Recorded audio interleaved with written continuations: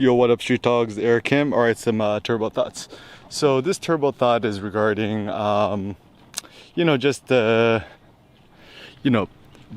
it versus building it. So let me just share my thoughts. So we all like stuff. We like design. We like cars, clothes, devices, computers, cameras, whatever it may be. But this is actually the big problem about capitalism and consumerism is we essentially think we're asserting our individuality by, exercising our judgment and taste when it comes to what we decide to buy, what we decide not to buy. But in fact, it's kind of just like an empty or a vain way to be an individual. So I think individualism is good. I don't think that capitalism is bad. I actually think that capitalism is a net positive. Consumerism, I think consumerism is pretty bad. I mean, the general gist is, of course, we need to consume, some stuff. Like I need to consume meat and coffee in order to live. We need to consume resources and stuff like that.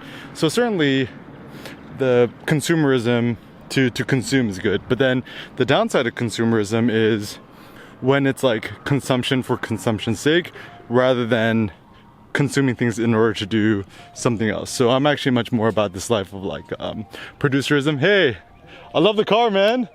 Yo, that's gangsta, dude. Red rims. So I think for the most part, it's far more interesting and important to just kind of approach life in such a way that we're focused more on producerism. So we like to produce things and make stuff, whatever. And so let's say you're into cars. I love cars. I've always been into cars. I got my first car when I was 15 years old. That's when I got my permit. When I was 16, I got my license. Bought my first car, 91 Sentra XE 4-door 5-speed for $1,000 with my own hard-earned cash as a kid. And for me, the car was always a symbol of like freedom, individuality, and whatnot. And I like the aesthetics of cars, and I used to work on my car too. Intake, headers, exhaust, 2-inch mandrel, catback, magnaflow, tasteful, whatever it may be. And so that's why I've always been like anti-branding for the most part. Like I shaved off all of my logos and stuff like that. And so for me, logos are just kind of like aesthetically ugly. I don't really like the way they look, and it always kind of rubbed me the wrong way. Because if you're star-studded with Supreme logos, Louis Vuitton, Gucci, Chanel, you're just kind of a slave to your brands. It looks kind of stupid. I actually just flew into LA, and it was actually pretty lame because the bad gist is you have all these logos on yourself, and you're just promoting the logos rather than yourself. So yeah, I think Annyeong, Amelia. Yeah, so once again, I mean, nothing wrong with like, so maybe, okay, so I use capitalism and consumerism interchangeably. If I was more accurate, I should just say, capitalism is different than consumerism, because you could be a producer, you could be a creator, which I think is very good. And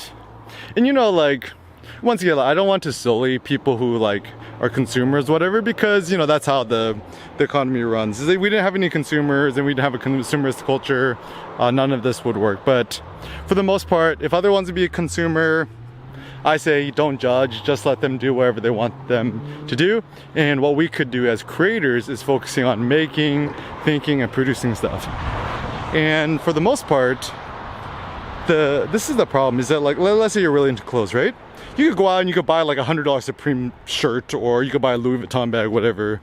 But if you really do care for the aesthetics and design, isn't it more fun to just design and make it yourself? And same thing with cars, right? Like, let's say you're really into cars and car design. I mean, sure, you could go out and buy a Tesla Model 3, Model Y, Model X, Model S, whatever it may be.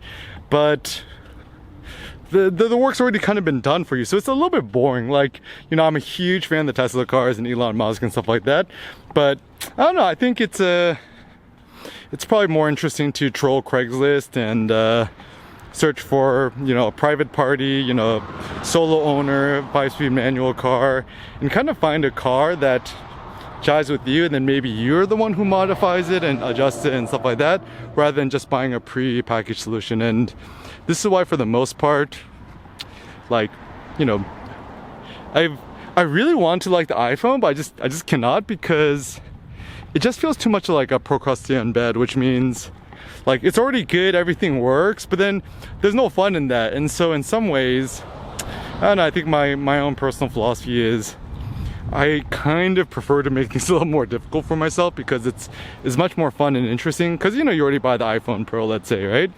You know, space gray, whatever it may be.